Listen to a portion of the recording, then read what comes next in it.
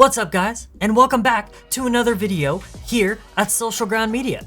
This video is special because we are having a long-form conversation with one of my friends, Chandler, who's down in Texas, who runs a marketing agency for churches and helps with their online presence. Now, what makes this conversation different is Chandler is a Google Ads and SEO expert. And what we talk about, he works with churches, but what we talk about really transcends the church industry and really dives into what can work in a nonprofit or a small business world. And so what he talks about, he is an expert in all this. You can take that and apply it to your nonprofit, to your small business, or to your church. You can launch your first Google ad after watching this video. You can upgrade your SEO experience after watching this video. We drop tons of helpful tips, tons of helpful ways that you can really elevate your online presence. So join me in this conversation as I talk to Chandler about what it really means to run a successful Google ad and upgrade your SEO experience. Mr. Chandler, how are you, man? I'm good. How are you? I'm doing great. So you are in Fort Worth, Texas, and your marketing agency really goes after the church space of the Google Ads and website SEO. Can you share a little bit more about what you do and what inspired you to launch your marketing agency? Yeah, could be a loaded question. I'll give you the short version. So I was in full-time ministry for around 15 years. I ran a summer camp back in Oklahoma. I was an XP at a church, and after that season, I was always interested in the marketing space and social media and communication and all that stuff. And so when I was in that time, I was always trying to figure out, like, how do we grow? How do we reach more people? What, do mailers work? What, like, just every strategy, whether it's guerrilla or digital marketing or making cold calls. I mean, back in the day, I remember when we were building our summer camp up, we were pulling lists. I would buy church lists and pull contacts, and we would we were cold calling, like, hey, how's it going? Are you looking for a summer camp? So, I have dabbled in all forms of promotion and outreach, both like in business and in the church world. And so after that season, I went and worked for one of my friend's agencies. Thought I knew a lot about digital marketing, realized I knew very little. And so, having learned in that season what I did, I go back, in the previous season with my church and in my summer camp, and I'm like, man, if I only knew what I know now, I would have done way more. I would have done everything so different. It would have been way more effective. But I didn't have any access, or maybe I didn't look for someone that could help me digitally with ads, with SEO, with their website, with their online strategy. And we were pretty good at social media, but that was really, really about it. So coming in that and then starting my own agency, I just had a passion because I had been in the other side, or been in the seat of a lot of pastors and church leaders of going, okay, how do we reach people? How do we get the word out? How do we help them? How do we, let people in our community know that our church even exists, right? Outside of word of mouth and, different stuff like that. And so it was just a passion that, from my experience, and I love the local church. And I've said this 1,000 times, and I'll say it again: the greatest opportunity for Christians, the church, to reach people, to get the gospel out, is online. And so that's kind of been my my drive and what's brought me here today. What's interesting is when I talk to nonprofits, I go through kind of a little communication history lesson where I talk about way back in the day, people communicated only through word of mouth. And then the printing press was made, and then news stories, everything was shared through the printing press, the newspaper. And then later on, cable TV came around. And then your ads were you would buy commercials and you would have talk shows and stuff. I skipped radio in there. You'd have radio before cable TV and fireside chats from the president and everything. Then you move on to cable TV, and then you move on to everything's over streaming. But now I feel like the communication platform is almost solely online. I don't know many people, especially my age, like millennials, who have cable and who actually sit down and watch TV and actually watch commercials anymore. And so the new wave of communication is online, through social, through your website, through video, through all that. And you're kind of an expert in the church world, but one reason why I wanted you on the channel was because the church world and the nonprofit world intersect a lot. And one thing we were talking about before we started the video was how both nonprofits and churches should be communicating through storytelling. And that's why I'm, with here, I push video so much, because it's an easy, way to achieve that storytelling feature online. Can you just kind of maybe talk about a little bit about how your knowledge in the church world would intersect with maybe even the business world, maybe, but like mostly like the nonprofit world, and kind of how things would intersect a little bit? Absolutely. Yeah. Well, for instance, I had a church that I work with, and they are coming into summer. So kind of have a, summer slowdown for them. They're in more of a transient area and whatever. But they asked me, they said, they were like, "Hey, Chandler, we've had some people move, and we've had some big givers that have moved, and we're kind of seeing a dip in our giving. What do you what do you recommend? Like, do you have any thoughts, tips, whatever?" And it was funny because I told them, I was like, well, I asked them some practical questions. Like, one, how are you communicating? Because in today's world, there is no such thing as over communication. So the more that you can communicate across as many platforms as consistently as possible, the more effective you're going to be. Now, within that communication, I told them, I said, listen, don't just ask people, to give, or don't, and I know their pastor was older, and I asked him, I said, do you guys, I'm guessing you guys do, you take offering every Sunday? Yes. And I said, it's probably your kind of traditional 1990s older pastor, give a scripture on what the Bible says about giving. And I said, that's great. I believe the Bible fully. However, the boomer generation, like my parents, they gave because the Bible said so, and they didn't ask questions. They didn't care about what was going on, transparency, whatever. I feel like to be really effective with the younger generation, we don't just want the yeah, you should, don't ask questions. We want to be a part of something. So what is the vision? What's going on, and what's happening with that? And so I told them, I said, listen, yeah, you need to reference scripture because it's a Christian church, and the Bible is the inherent word of God, and it's infallible, all those things. However, give vision of why we're doing these things, and then share stories about what people's giving has done, or what this is going to do. Like not just why because the Bible says so, why because when you give or partner with our church or our organization, this is what's going to happen with those funds. And then from there, it's about sharing the stories and the testimonies, and then just, hey, if you want to be a part of changing people's life, or if you want to be a part of providing these services, whatever the solution to the problem you're solving is, just share those stories. And then you don't have to even tell people to give. It's, hey, if you want to be a part of this, if this speaks to you, hey, this is how you can do it. You can give, you can serve, you can pray, whatever those things are.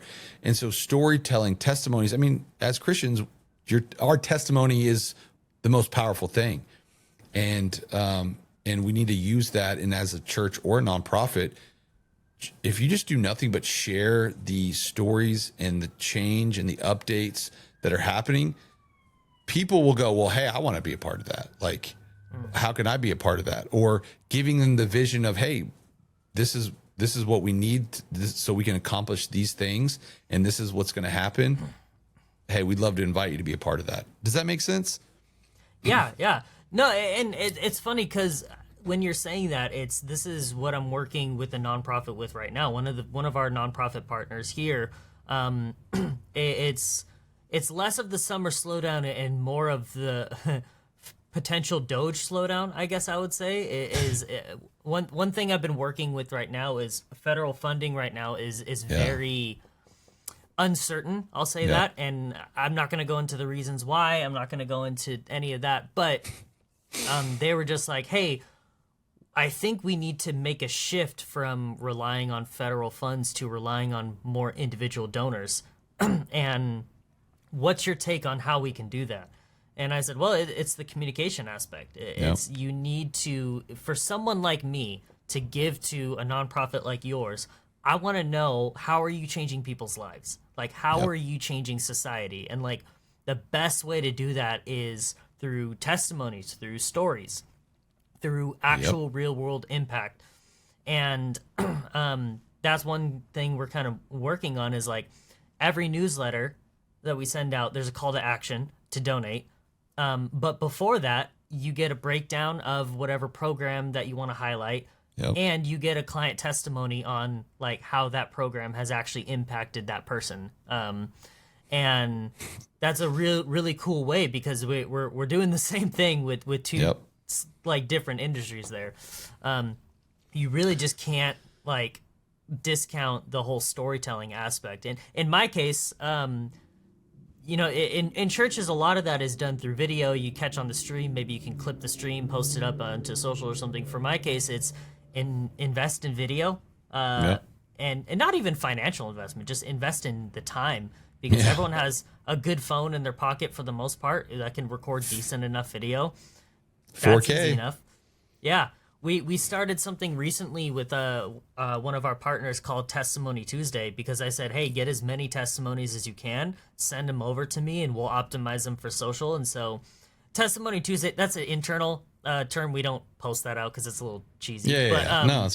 But every Tuesday we post a client testimony about how they've personally helped someone. And it's not the executive director talking, it's the client who's talking. And so that's like the best mode of storytelling. It kind of do you have more comments on that? No. It's just funny because I was having this I've had this conversation a couple times, but I'm like, I think it's not, when I say easy, I know there's work, but I'm like, if you're a church and you're like, man, I want to do a podcast, what should I do? If you just did nothing but go inside of your church and ask people, what is your story?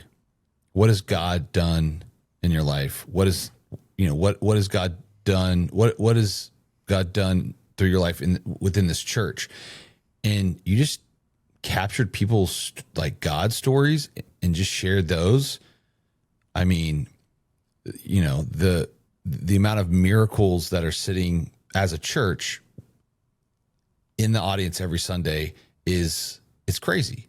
Like it would be, I think, as you know, pastors, we would be very surprised on what God has done and is doing in the lives of our people. And we just, you know, we don't take the time, or we just don't get the opportunity to give people a platform to share that story. Yeah, and I think overall in the church world and the nonprofit world, that needs to shift, because millennials, Gen Z, they're not convinced like just by what you say on a stage or on a video. No. They want to. They're convinced when they see people saying like, hey, my life was here and now it's here because of this.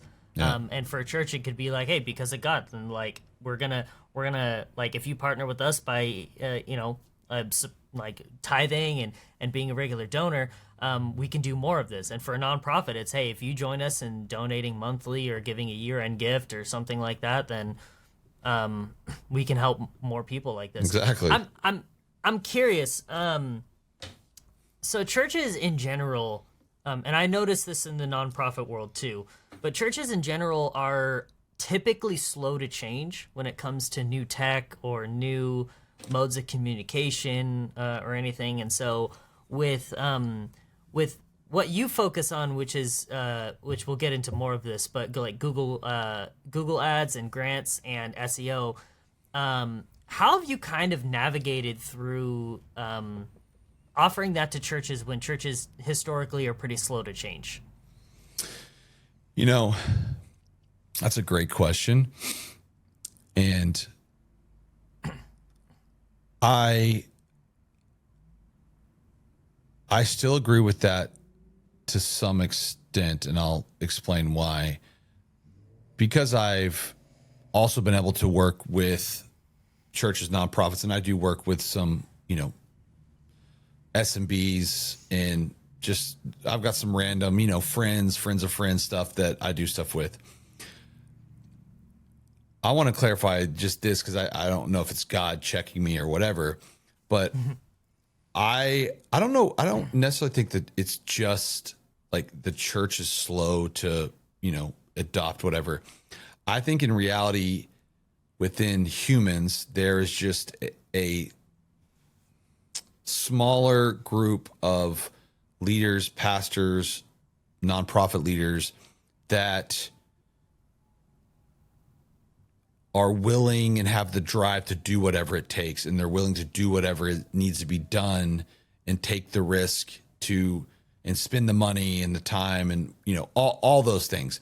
Because for instance, there's a great marketing person, and if you're listening and you are at all interested in this world, he is, I would say, one of the gurus right now. His name's Neil Patel. He runs an insane large, I would say they're at the top of the food chain when it comes to any and everything digital marketing. And he did a study on, platforms or digital strategies that it was businesses, right? And, it said that, it had, Google Ads, Meta Ads, paid, SEO, blah, blah, blah. But the one that I found interesting is it said that only like 30% of businesses are actively investing in a multi-tiered strategy. So that are investing in paid ads, SEO, whatever. And I thought that was so interesting because that's not very many. Think about how many businesses there are and only 30%. And then when I look at churches so I think it's just some of it's human nature. And I think you and I, Tim, we're here to help guide people along in their journey of understanding what's out there and things that they can help further their message, and hope that we can. And honestly, we're probably preparing, people to in the future hire someone else when, if we're not doing what we're doing or we're changed or whatever it may be. We're here to sow the seed of, hey, here, let us help you, educate you, even though you may never get to the point of hiring us or whatever. But we need people like you and I to raise awareness and come alongside nonprofits and pastors and businesses to say, hey, listen, if you want to grow, if you want to scale, if you want to get more donors and help more people and reach more people, et cetera, we can help you. And so I've also, for most calls that I get on, I can tell usually within the first 5 minutes if they're the kind of leader, pastor, whatever, that has the mindset and they're willing to maybe take the step of faith and invest in a digital strategy. Huh. Yeah. Dang. I love that. You're a wealth of knowledge. I love it. Man, I think I'm confident enough to learn and whatever, but I'm also smart enough to know that I am not. There's way I got to keep. If I'm not constantly learning and asking questions, and you just fall behind, man. Oh yeah, I think this has nothing to do with my notes or anything, but I think if you're especially in marketing, but you're in social media, you're in marketing, and you're not constantly learning, you Oh. are actively falling behind. Bro, all it's this stuff exhausting. changes daily. It really is. It is. It's even more exhausting. What's funny because, I spent basically, like I said, most of my adult life doing ministry, and obviously I'm always learning new things. And then, at 30, whatever, 37, 36, 37, starting basically a whole new thing, dude. I'm like, I kind of wish I just was back to where I knew enough and I could learn a little bit. And cause it's like, and then especially with AI now, I mean, every day, sometimes I just have to get off TikTok and social media because it's new strategy, new tool, just released. And I'm like, Come on. what? Like, I have an excellent team here at Social Ground, and they always make fun of me because it'll be like every other week we'll have a team meeting, and I'll be like, hey, new rule about posting to social media is never do this or always include this or something. There's always a new rule. We had a new intern come in and kind of walk the office and kind of talk to the team to see if they wanted to do an internship here. And I caught this. One of my team members says, and then Tim will walk into a team meeting and he'll be like, hey, I have a new rule. You have to follow this now. And that happens like every other week. And I'm just like, I chime in and I'm just like, well, yeah, that's because all this stuff is changing daily. And the funny thing is I don't want this video to come off as a sales pitch, but like that's the perfect reason to hire someone like you or me over doing it yourself. Is literally, it's just you and we obsess over this type of stuff. And I don't know many nonprofit executive directors or pastors, probably even more pastors, who should be obsessing over this stuff. Yeah. Like paying someone and offloading that obsession should be like a number one goal because it's always changing. I work at, this company here, that my company here, a good minimum 50 hours a week. I'm a workaholic, so like a good 50-hour week is like low for me. Oh yeah. I don't encourage that. I don't encourage being a workaholic, but I am, and that's what I love. I love my family and I love my company, but and I love my God. But like I obsess over this type of stuff. And if you're spending all your time staying up to date and obsessing over this type of stuff, then you're not paying attention to your mission. And one thing I try to tell potential partners when we talk is like, hey, you're not just paying for someone to manage your digital ads or someone to manage your social media or someone to produce videos for you. You're paying for peace of mind knowing that your online presence is covered and you can focus on your mission. Yep. And that's one thing I always say. So well, and if you can't pay for it, then you better go make friends or find some way to make friends, because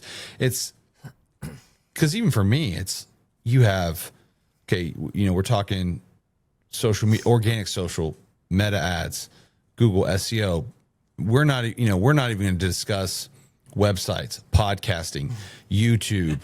AI, and even within SEO alone, we could do a whole podcast on SEO and never hit a large percentage of everything that goes into it. So even for me, like, I'm very intentional. Like, I have friends who are insane YouTube.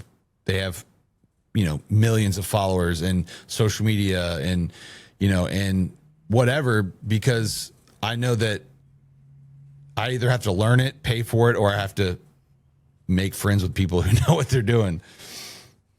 Yeah, no, that's so true. And one thing I kind of want your perspective on is one thing I drill into my audience, and I even hosted a workshop where this was like a main point of like my speaking, was how important it is to invest in your online presence. It's essential. I shared a stat that I read the other day, and I didn't cross-check this to make sure this was true, but it was one of those stats that you read it and you're just like, yeah, that sounds about right. It was Gen Beta, who's the current generation being born right now. it was like 15% of them will marry someone who is not a real human, who is AI or a robot or something, which is just a bananas insane stat. But it was also one of those things where it's like, yeah, I mean, with how the world is going, like, I believe it. And so there's a lot of people that need Jesus. Yeah. But like one thing that I mentioned in the workshop was like, if you're consistently posting to social media, you're running at least one ad every month, you're doing like a couple short form videos a week, you are actually doing the bare minimum of what's needed. And that kind of touches on what you said, is like we could do whole podcasts on SEO and barely scratch the surface. And so these things that are the essentials that I feel like I'm like walking with people to just help them walk into starting to post normally on their social media. Yeah. This is the bare essentials, and organizations just won't survive without doing this now.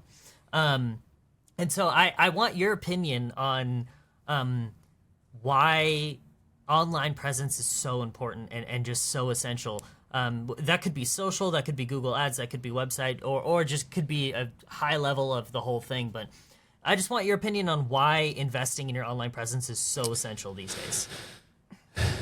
No, that's a great question. And I'll say this for those that are listening who maybe when it comes to this topic, you're feeling overwhelmed and like, this is a lot of stuff, whatever. Or I think even for me, when I had to start my own company and I knew I had to start posting, I had insecurities come out, and what are people going to think? And, like, oh, this is a lot of work and it takes a lot of time and all that stuff. So my encouragement before I kind of go into this to Tim's great question is just start somewhere, start where it's the easiest for you. So for me, I love talking. So video, on most cases, I always start with video or voice notes because that's how I process. You may be a writer. You may be a graphics person. You may be, whatever it is, start somewhere, whether it's just start doing Substack posts, start with one platform. Like, don't feel like you have to do everything. Just start, even for me, I know I need to be on YouTube. I know I need to, but I have to manage. I also have to run a business. So I'm almost into year 3, and I don't really have a YouTube. I don't have a podcast, and I've wanted to start one from day one, but I had to manage, okay, what can I do? And so for me, I started on Instagram, and that was the one thing I really cared about. I would post on all the other platforms, but I wasn't really concerned. That's not my concern, but I just wanted to show up there since I'm already creating the content. So I'm just now, as someone who's in the digital marketing world, I'm just now about to launch my own podcast and get my YouTube going. And do I wish I could have done it earlier? Yes. But as far as online presence, it's, for me, my approach is, when else in the history of the world are we able to, from the comfort of our own home with a device that we have in our hand, reach and get our message out to literally anybody in the world? Like, it's so when you have a mission and a passion and you really want to help people or add value to whatever it is, or make people laugh, or, whatever your mission of your nonprofit, the church, kind of all the same, whatever it is, you can just right now open your phone up and live stream and, help someone. And that's where everyone, and that's what everyone is. That's where everyone goes. And it's just getting more and more because you got more platforms and, whatever, but start somewhere. And I would say, even for me, it's like the biggest, hardest thing, when, especially for social media, it's like, you got to have a good hook and you got to, it's like, if you're just consistent, if you can, hey, post every day for 60 days, and push through that. It's kind of like working out. Once you kind of push through that, you know, or social media wise, but even blogs, writing a book, it's just about consistency. So it's I mean, the time we live in, I mean, I talk to, work with, have people work for me, for people all over the world. It's wild. Like, I get on the phone with people, I'm like, how, like, you're in Thailand, Vietnam, Canada, Egypt, UK, like, it's crazy. That's never, like, I think we take for granted that fact. So I think it's knowing that everyone is going online somewhere. Yeah. Well, and to tailor off to tap off a point you mentioned earlier, I'm a huge proponent of, like, get started with where you're at and what you have. It's funny, I had Brady on a couple videos ago, and from Church Candy, and he was saying, like, hey, you don't need the big fancy cinema camera to put your first video online or start your ad. Like, do it selfie style. And he even went farther and said, like, sometimes those ads work way better than the fancy cameras, just selfie style on your phone. Dirty ads, like, right now, organic. I like that term, dirty ads. I don't know. I didn't come up with it. Don't listen to me. But basically, not my original. I just call them dirty ads or ugly ads, whatever is.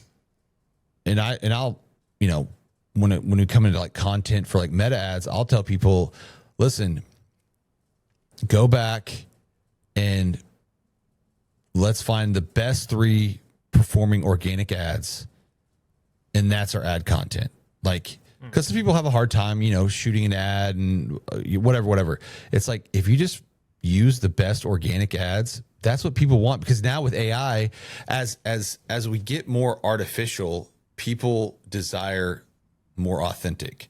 So even me, when I'm on TikTok and I see some, I could tell it's, you know, it's, you know, one of those guys, it's lighting's perfect and, you know, all this stuff. And I'm like, dude, that looks so good. I'm like, I don't even want to, like, I know that they had to set it up. They had to write a script. Like, I enjoy the ones that people are just, you can tell, it's like they just pull the phone out of their pocket and they're like, I don't know. So yeah, I think authenticity has been and will even more be sought after. I agree with that. And you know, what's interesting is I'm over here in the Bay Area, Silicon Valley, California, and I agree with what you're saying. The dirty ads, they do better, and the authenticity.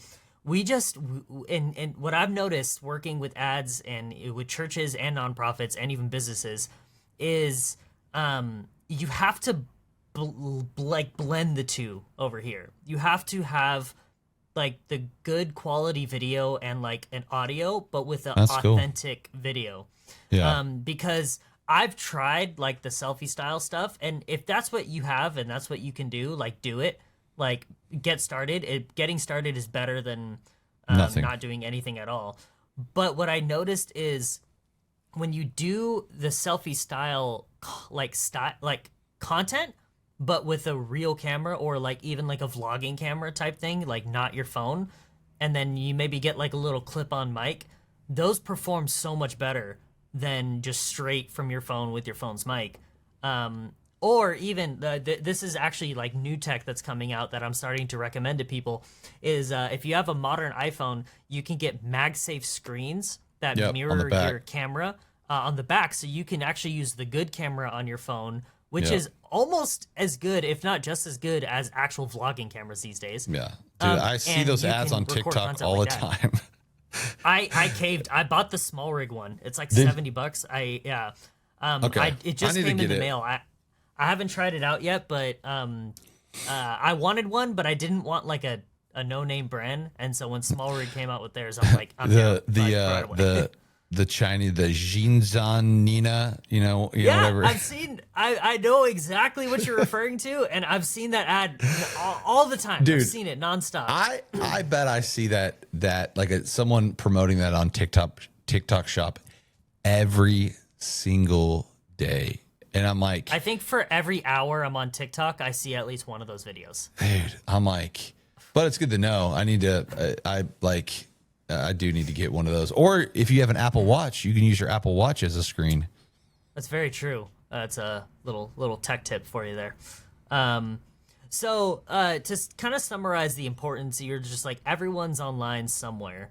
And the way that you access those people is what you primarily work with is Google Ads with the Google grant for churches, and you focus on SEO, website SEO. So correct. Can you just summarize, kind of break down what you do, and then we'll talk a little bit more about that. But just kind of overall, because it's one thing that's always fascinated me is that meta ads, which is what I primarily work with, are, and we kind of talked about this a little bit before we hit record, but they're the same, but they have very different. It's like a very different skill set, in my opinion, at least. No, I agree. And like you have Google Ads specialists and you have Meta Ads specialists. I would say even when you look at a marketing company's team, there are dedicated people who are like Google Ads specialists, because it's a completely different skill set. And so, can you just kind of break down what you do with Google, with the grant, or even just with regular Google Ads, and then this the same with website SEO? For sure. So, and I'll kind of give the context to my approach. I think having gone to school for marketing, which I didn't learn anything about that much about marketing, having been interested in social and website we and should stuff. Talk about that too when you're done. Yeah. And then once I got into like full-time digital marketing, I think SEO was the one strategy that I knew very little about.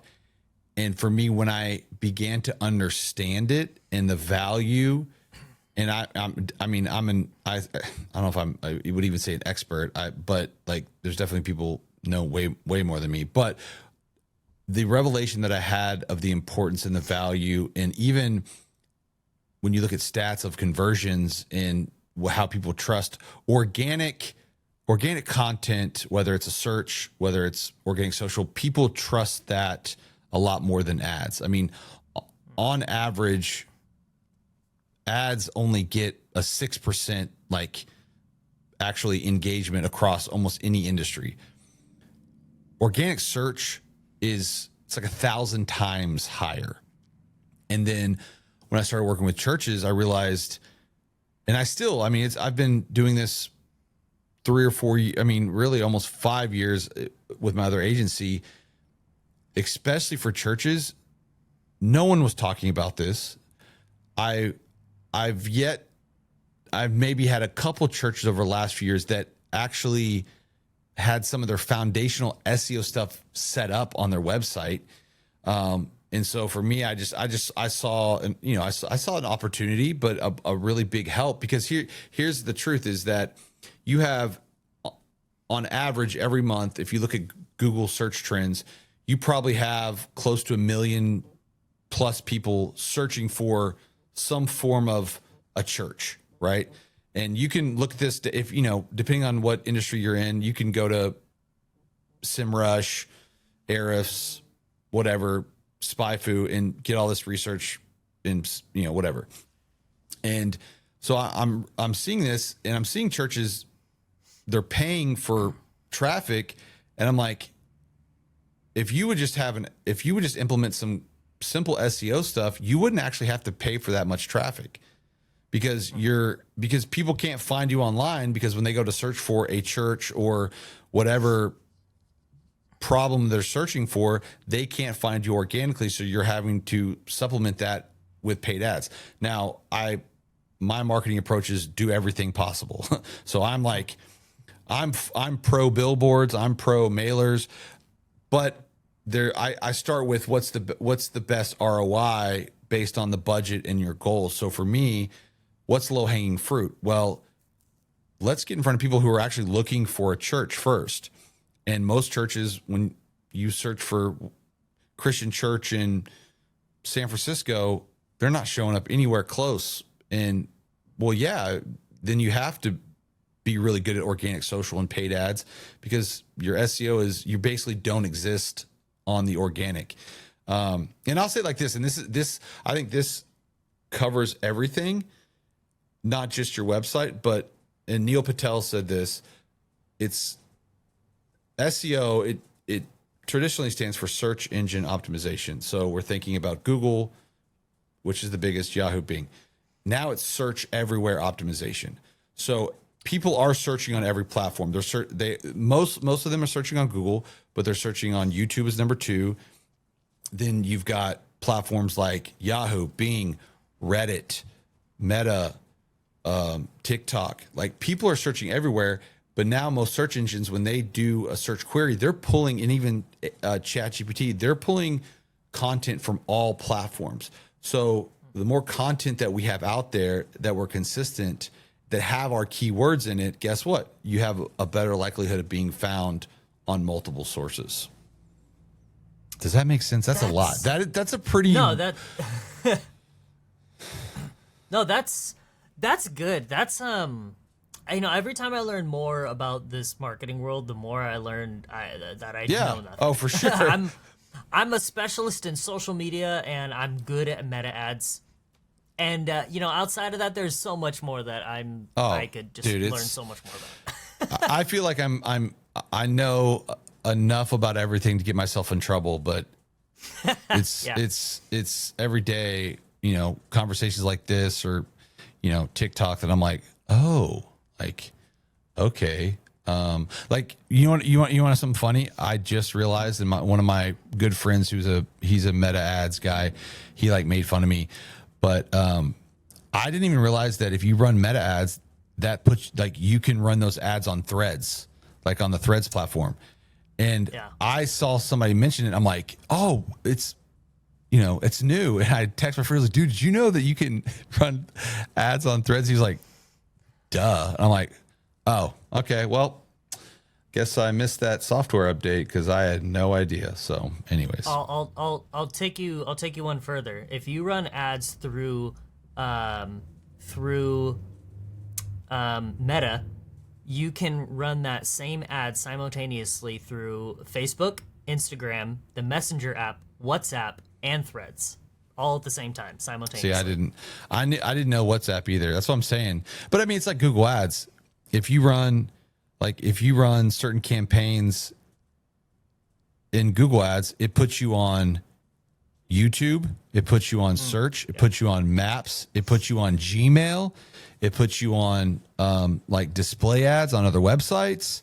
Like, it's crazy. Yeah. So, that's the world of marketing. So if you feel overwhelmed out there, you're talking to two quote unquote marketing experts who, I'm telling you, every day is like kindergarten for me. Yeah, no, I 100% agree.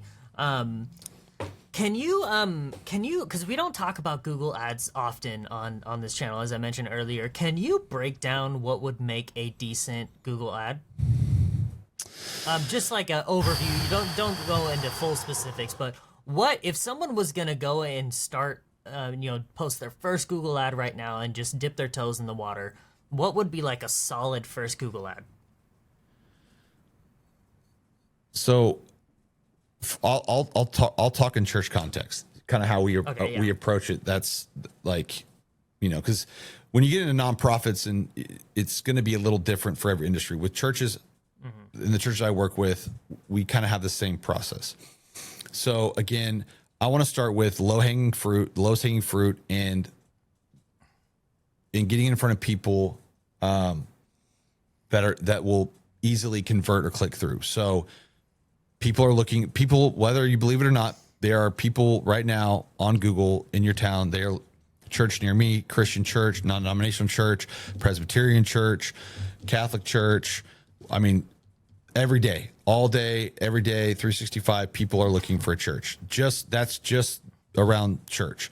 So for us, that's where we start, because we want to, because if someone's looking for what you offer, as a church or a business, okay, we're right there. And that's for me, and I'm not against meta ads, but we can target people who are looking for what you offer. So if people are looking for a church, when they search it, we can show them, hey, looking for a church. Hey, check us out. Check out our website. Here's what we have to offer. We've got great kids ministry. So, starting with the keywords, obviously you got to know who you want to reach. We're looking for people searching for a church. And then it's like, hey, I'm looking for a church. Finding a church shouldn't be hard. Family friendly, great worship. Obviously with Google, you have very limited content as far as what you can put in there. So you only get so many characters, but starting there. And then the next step from there is your pastor or your church. What do you feel called? What type of people do you feel called to serve? Or problems that you want to solve. Maybe your pastor has and his wife have a great marriage ministry. Well, then create content and then run ads on, hey, having marriage issues, marriage is hard. Check this out. One church that does this really, really well, and honestly, I don't know why more churches don't do this, but Life Church, if you go on their advertising transparency and you look at all their ads, it's advertising resources and content to parents, finances, marriage, relationships. They don't really even run plan your visit. How can we pray for you? They're running. They're adding value and wanting to help people. And then once they engage, then hey, if you're looking for a church, join us. So for me, it starts with the low hanging fruit. Target the people that are looking for church. Ask, hey, I have questions about God, prayer, whatever, and then talk about from there, like what problems are people searching for that your church can solve, whether that's Celebrate Recovery, small group type stuff. And then really you can just add it, kind of go down the list. So I'll kind of filter that through like a business or nonprofit Please filter do. with what you just said, because that's incredible. And even I've helped churches with Google Ads before. That's actually how we met. And I actually never thought to take like the best performing ministry, like the strongest ministry in a church and promote that through Google. Of just like, I worked with the church for a while that it was had an amazing kids ministry, and I didn't once think to like market that through Google Ads. That's genius. But to filter that through like a nonprofit kids ministry, funnel, if your church has a good, like you feel like you have a good program experience, whatever, dude, that promoting that alone will 10x your church. Just letting people know that you have a great kids program. I've met multiple families who the parents say that their kids drag them to church, and that's why they go. That's what I mean, that's like, I grew up in a Christian household, and from 6th grade till I graduated, the church my parents went to is because they had a thriving youth ministry. I went to their summer camp, and I kid you not, the minute I graduated high school, they left that church and went to another one. And then they've been at that same church for almost 20 years.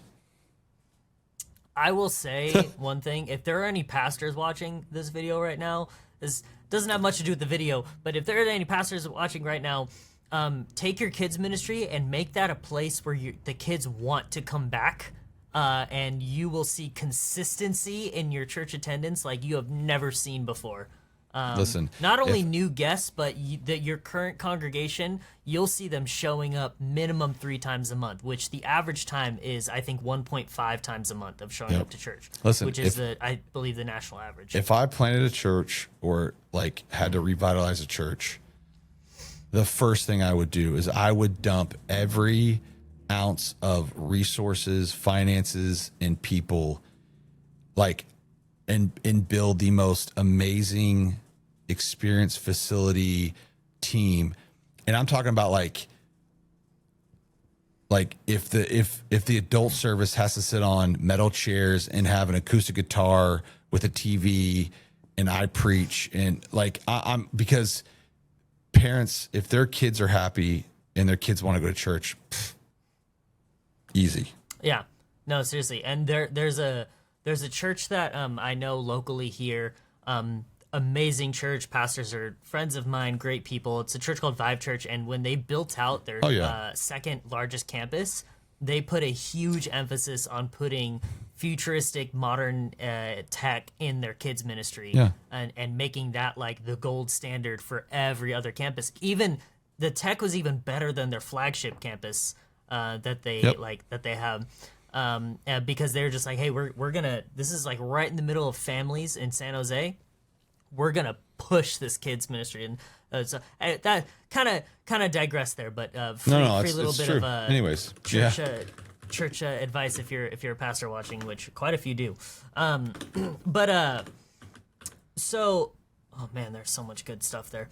I would say, from your perspective, what's an easy way that a church can use a platform like Instagram, Facebook to actually grow their congregation? And then, hold on, before we get into that, I'm gonna have to do some fancy editing here because I didn't even get to the root of what I was mentioning.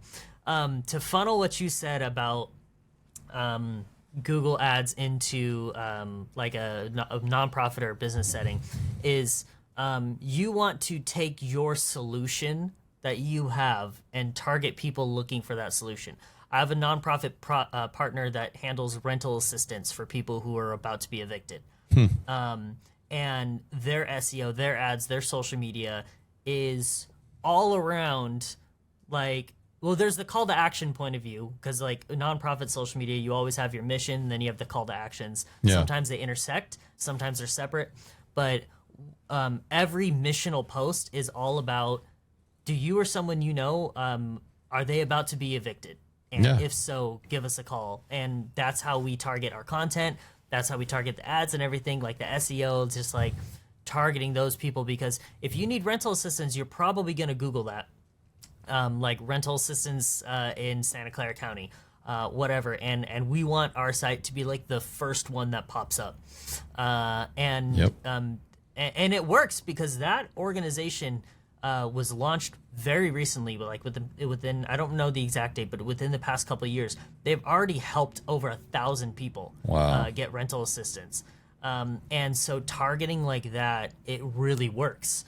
And you can take that and you can apply that to your business. If you're selling a product and that product can, there's the marketing term for businesses, like sell the solution, not the product. And so if your product fixes something in someone's life, like, I'm gonna use one. I'm not saying anything because I've never seen your head, so I don't know. But if you're experiencing hair loss, right? You're not selling. I noticed a little bit of thinning in mine recently, and so this has been on my mind. But if you're selling a hair loss, like a hair thickening product, like something to grow your hair back, make your hair thicker, you're not going to say, hey, buy this cream that you rub on your head. You're going to say, are you tired of balding? Are you tired of losing your hair? Well, then, like, check this out. And so what you would target through your Google ad with that is, like, people, like, Googling hair loss. People, like, Googling bald spots. People, like, Googling, like, how do I regrow my hair? You know, stuff like that. That's what you're going to target. And so you can take that principle and apply it to your mission, whatever problem you're trying to solve. Run a Google ad that addresses that problem and points people back to your website or back to your landing page or your scheduling page, whatever it is. And if that's the only thing you get out of this video, then you can take that back to your organization and you can improve your SEO and your client list, your leads, like almost instantly. Do you have anything to add on that before I move on? No, I yes, that's a great starting point. I'm in my head. I'm always thinking about, I know there's someone that's listening that's like, oh wow. Like, and then they're also going, this is a lot. And so I'm like, I don't want to overwhelm them. And like, you know what I mean? It's like, cause this is, I mean, this is a lot of gold. And and we're here to help. I always say this on podcasts, like, yes, we have businesses, and yes, people pay us good amounts of money to help them. However, we are people, we are reachable. If you have questions, you need clarity, like, reach out. Like, you're not like, we'll get to you. And yes, so just next question. I always offer that. Like, it's a good thing to bring up, because one thing that I always offer is a free social media audit, which is like, me and my team, we go through your social media and we give you like 5 suggestions on what you can do tomorrow with what you already have to make your social media better. And we don't charge for that. We just do it for free. If you're watching this and you want that, like, message us. Like, we do that for free. Another thing we do here is we have invested a lot of money into this studio, into our cameras, not because we need the camera quality. I mean, I'm a huge camera nerd, so the camera quality is cool for me, but it's so that way we can very seamlessly and frictionlessly, I can sit down and record something I've learned, or record something that we do or we've implemented into a short form video, put it on Instagram. People follow our Instagram who will never hire us, but they run their own social media by watching our videos. Oh yeah. Tons of people. I know someone who owns it's a print shop, and they follow us on social media because our videos are like a minute to a minute and a half, and it's one tip. And so we post, 2 to 3 a week. And what he does is he'll watch the video as it comes out, and he'll be like, "Oh, that's a good tip," and he'll implement it, and he'll do like 1 or 2 things every week to make his social media better. There was what is it? I can't remember if this was Craig Rochelle or it was the book Atomic Habits, but it was someone who was talking about like, I start one new habit and I master it for like a year, and like, it seems it's like maybe brushing my teeth 3 times a day or two times a day, whatever it is. That's Atomic Habits. And it's like, there it is. Yeah. No, and wait it's a minute. Yeah, was that Craig Rochelle? Yeah, I think Craig referenced it to that book. Okay, yeah. But his main point was like, it may seem like one very mindless thing that you can do, but after 11 years, you have 11 new habits that you have mastered that have improved like the quality of your life. And people do that with our videos, with their social. It's like they'll implement one thing a month or one thing a week. And it's like little easy tips that can just help you get better. And we offer all that. And I'll say this for specifically to like social media or like content and putting it out there. Don't get caught up in this whole virality, mass followers. It's no longer like, it's not about virality, and it's not even about followers anymore. And the approach I had to take, because I'm a numbers guy, so I'm like, this post only got, whatever. If one, you just got to be consistent, start the habit. If one person gets, if one person finds your post valuable, that to me is worth it. And I promise you, if you're adding value over virality, and if you can show up every day and help, encourage, add value, make people laugh, and you do that for consistently, you're like, it's worth it. I remember the first time somebody was like, I don't know how long it was, but the first time I talked to somebody and they're like, "Hey man, thank you so much for your content, for what you put out. It's so helpful." And the funny thing is, I didn't know this person followed me. I've never seen them like my posts, or like, there's people watching that they will never engage. They may never engage, but they're watching. And so start doing it, start adding value. And then, like you said, get better every day. Yeah, I mean, you'd be surprised if making videos seems hard to you. If you make one video every day for the next 60 days, you'd be surprised how good you are after 60 days. Oh, yeah. Man, brother, you're speaking my language here. One thing that I consistently say on this channel is just value over viral. Like always. Influencers, they want to go viral because I mean, I want to go viral too. Let's be honest. I would love. Sure, everyone wants to go viral, but like, one thing I always say is like, okay, so like, let's say your video gets. We had a video recently on our YouTube Shorts that got 13,000 views, and versus our Instagram educational videos that get maybe 300 to 500 views, maybe 1,000 if we're lucky. So that's literally over 10x the amount of views that one got. But the video that I'm thinking of, a particular video on our Instagram that only got like 200 views. One person saw it who said, wow, they know their stuff. I want to hire them. Yep. And that reel, the ROI on that 1 minute long reel that got 300 views was like $18,000. And like versus a video on YouTube that got, over 10x the amount of views that is entertaining, but it gives us nothing. And there's a few different things to take away from that. Is one, you're not looking for just the maximum amount of views possible. You're looking to make content that hits, if you're a business, your target customer. If you're a nonprofit, your target donor. If you're a church, your prospective attendee. Like you're making content that will hit that particular person. And like you said, it could be one person who sees it and like follows through with a call to action or something that makes that whole piece of content worth it. And versus, the people who were chasing views and likes and all those vanity metrics, it's like, yeah, it looks cool. It gives you that serotonin boost, when you see that, like, oh, I have thousands of views, so this is amazing. But, like, what did it get you?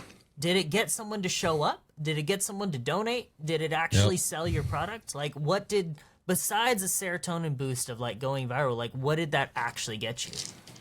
And that's something that I just consistently preach here on this channel. If you are a dopamine fiend, TikTok is where you want to be, because it is, you get way more likes and crazy comments, and it's way easier to grow faster on TikTok. That on Meta, if you do, you're a little insecure like me and you want the likes and follows, the minimum ad budget on Meta is $1 a day.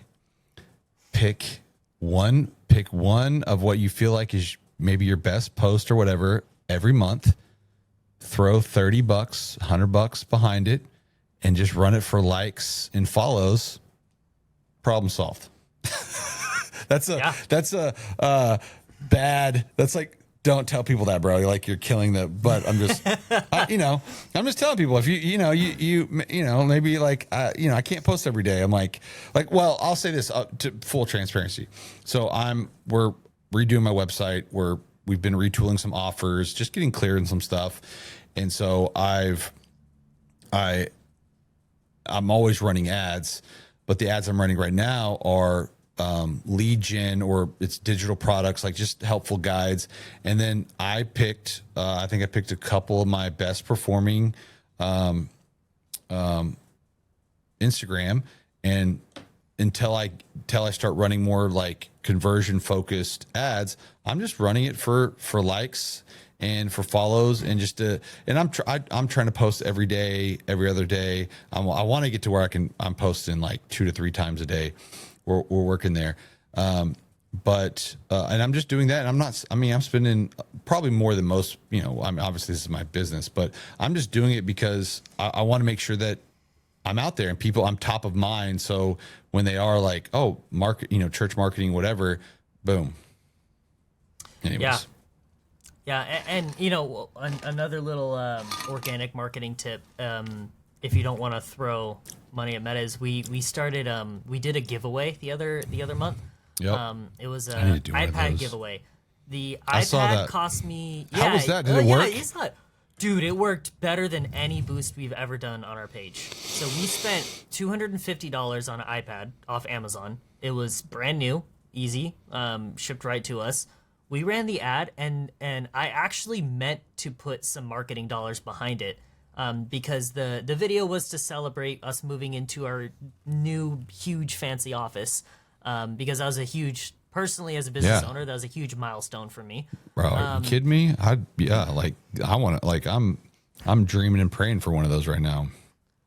It changed, like moving into an official office, like changed my whole work perspective, especially because I have a good team here and I don't like remote work, but that's a topic for another day. But we boosted our posts before. I've spent, $200-$300 on a boost, and it's gotten me some cool local fame, which is kind of, it's always fun, but I will say, that giveaway post we did, we got so many new followers from that. But not just faceless followers. We have people who now engage with our content. We have people who like all this. And so I meant to put marketing dollars behind it, but when the video was done, it was too long to boost. And so, because Meta has a length limit on videos on when you can just boost make sure you don't boost it on your phone, because you get charged like 20%. So I know you're not doing that. I'm just giving clarity because people I'm going to do it on my phone. Unless you have an Android. Yeah, just you need to do it through the Meta platform because they will take all your money. Android doesn't take your money. Interesting. Apple, God, it's the App Store. That's what does it. Freaking App Store. But that giveaway that gave us actual engaged followers who commented, because we had rules. It's like the video, follow the page, and tag 2 people in the comments. And who doesn't want a free iPad? And that's an easy thing to do. And so we're just like, hey, instead of boosting, let's just try, when we have the capacity to do it, just doing a giveaway. And we'll boost when we don't have the capacity to do that, because that's it took a lot of coordination. But you can go on Amazon right now and get 4th gen AirPods for $100 and run a giveaway that lasts for a month. And this, tag 2 people, follow our page, costs you $100 a month. You give away AirPods and watch your followers and comments grow, especially if you do it locally. If you're a small business and you're brick and mortar, and you say to pick up your AirPods, come to the store. We'll also give you 30% off anything that you buy here when you win. Dude, you will see your online presence grow tremendously, and you're not giving money to Meta. You're giving a real thing to a real person, and you're making that connection. If you're a brick and mortar business, watch that person be a lifelong customer after that. But yes, it works really well. That's a little social media tip for you. So I'm gonna put this caveat in on that too when we're talking about ad spend, because I've had this conversation, and this has been a wrestling and just understanding our world. Ads work with any kind of plan strategy. It takes time. I want to encourage you. You if you can. You need to be running ads at some level, even if it's a little bit. But if you're going to do it, I want to encourage you, get to the point where it's something that you do within your church, organization, or business for the rest of eternity, unless something major switches. Put it in the budget. We're going to spend, if it's, $500 a month, whatever it is, but just make a decision to do it for the rest of your organization's life. And I promise you, as you work through it and try to figure it out, and whether you're hiring people or internally, it will work. You're not going to see it all immediately unless you just have, some crazy big budget, and you're going to drive crazy amount of traffic. But if you're going to make the decision to take the step to do ads, just make it a part of your marketing mix, your strategy, outreach, and do it for the rest of eternity. There was I want to say I heard this on the Pro Church Tools show with Brady Stickler, but he mentioned a church, or Brady Shearer, different Brady. But he mentioned a church that they treated their advertising budget as a full-time employee. And so they put, $40,000 a year into their ads, and it's in their like budget, and they're treating their advertising as like an outreach person. No, it's a church. It's I've got a friend like that who's a church plant, and they spend. I'm not gonna say who it is, but it's a new church. They're not large, and they're investing actually probably more than a lot of staff members' budgets every month on multiple ad platforms. And he's like, I will never. That will always be a part of what our church does. Yeah, and I'm assuming for your friend, I'm assuming it works very well. Yes, let's just say his church is. It's definitely not 2 years old. It might. They may have just celebrated the first year. I mean, if you look at average church size stats in the U.S., I mean, the average, 80% of churches are under 250. Their church is not even 2 years old, and it's twice. They've got 500-600 people. Dang, I love that. So, yeah, I mean, there is very seldom actual like instant gratification when you're planning a marketing campaign, especially if you're doing branding marketing. You have direct sale marketing where it's like you run ads to buy a product and you can directly get sales from that ad.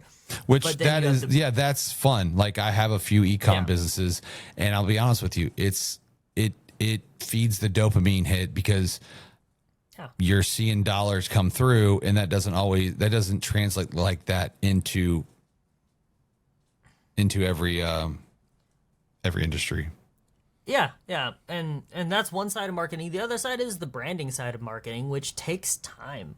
But the good thing is you look back after 3 years of investing into your marketing, and your brand is established. It is well known. Everyone knows this. They see it, especially if you're like a church or a local business or like a more centralized nonprofit. Like everyone in your area knows who you are, and that logo recognition, that brand recognition is essential to do just about anything. My company, we're new. We established in 2023, and until our brand was known in the community, we had a hard time doing anything. But it wasn't and we went about things a little bit of a different way. We focused on event marketing, so we did a huge expo for small businesses in the city, and we invited any small business there, and we did a ton of event marketing for that with our name plastered everywhere. I love it. We ended up getting partnership with the city of Milpitas, with the state of California, with our county, from all of our state legislators, from the governor's office. Like we got so much support, and after that, our brand was like pretty established in the business world here. So we were able to do a lot more after that. But yeah, there's no instant gratification with marketing. Nope. It's something that it's like working out. You're not going to work out once and then get ripped. It's like, but you're going to look back after 3 years of consistent working out, and you're going to be like, I'm glad I invested all this time. Yep. Hey, I want to value your time here and kind of wrap things up a little bit. Yeah, let's do it. So I'm going to ask you 3 different questions, a little bit more personal and missional based. But the first one is, what's a piece of resistance that you've hit while running your business, and how'd you work through it? Ooh.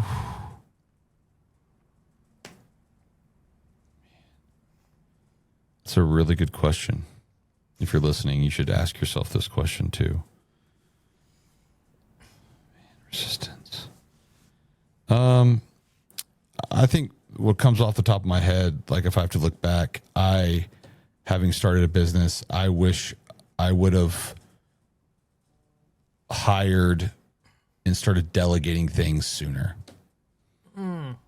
I think I in hopes of, obviously profit margins and income, like you've got to weigh whatever. But and someone who's led a large team, I knew, like I'm great at building teams. That's not the problem. But I think I wish I would have sacrificed to hire and build on and start delegating sooner and preparing for further growth. Because I forget what his name is, Dan. He's a marketing guy, but he basically says, like, whatever you did to get, if you're at 100,000, whatever you did, it's going to take about the same thing to get to 1 million, but just you not doing anything but like one thing, whether, if that's sales or like you've got to delegate and build out all of that stuff to other people if you're going to grow to the next level. So that's a good question. That's the one mistake in starting a business I did not make. Actually, I made a lot of mistakes, but I hired, at least if you're watching this, it was my first team member, like maybe 6-7 months after incorporating, like really early on. I will happily admit this, that we were new enough to where one time I paid her paycheck from my personal funds because the company didn't have enough money. That's how early we brought this person on. And we joke about this all the time. When she was hired, she didn't know what her job was. I didn't know what her job was. But I'm like, let's bring you on now and let's figure this out together, because I know myself and I know that I'm going to exceed my own capacity very quickly once we expand. And I want you to be there expanding with me, like the whole step of the way. That way, when I need to start delegating, you're ready to go. And that, I think, was like the best move I possibly could have made. Is just like investing in a team.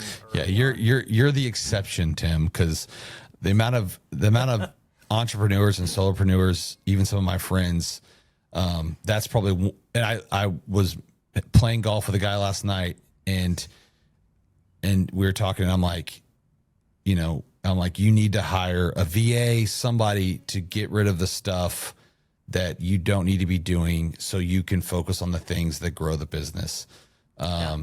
And I think I told him this like a year ago, and he still hasn't done it. And I'm like, you're limiting what you can do by trying to do everything. I didn't hire an operations person to handle all that until I read the book Feel Good Productivity by Ali Abdul. Once I read that book, then I immediately went and hired an operations person, because I'm like, oh, I'm doing all the stuff that's draining and it's taking away from me growing the business. Like, I'm trying to save some money by doing it myself, and the cost is it's costing me money and opportunity cost. But yeah, man, it's funny to elaborate a little bit. My wife and I, we have this conversation constantly, and it's I look at, as a business owner, I look at my expenses. We have a nice, pretty office that's 2,000 square feet. We have our own kitchen. It's great. It's like a dream office. Let's go, dude. It's actually the office. It's actually the actual office space that I dreamed about like 5 years ago, when I rented a tiny, tiny little office in the same building for my YouTube channel that I had. And I paid for it by helping the owner property manage the building. Because I couldn't afford it. Hustling, dude. But this suite that I'm currently in 5 years ago was the suite that I dreamed I could rent. Wow. Because of how it was, and now I'm here. But I look at the cost of that. It's like renting a house, man. And you're in where you're at. Yeah, in the Bay. And then I look at staffing, but I look at all this money going out, and I always think to myself, if I just worked out of my garage solo and just worked 10 hours a day every single day, I would make bank. But the mission of this company was always to make something that would outlast me. Something that my kids could take over and they could run. Something that could scale infinitely. That was always the goal. And so I have sacrificed personal pay a lot to scale the company.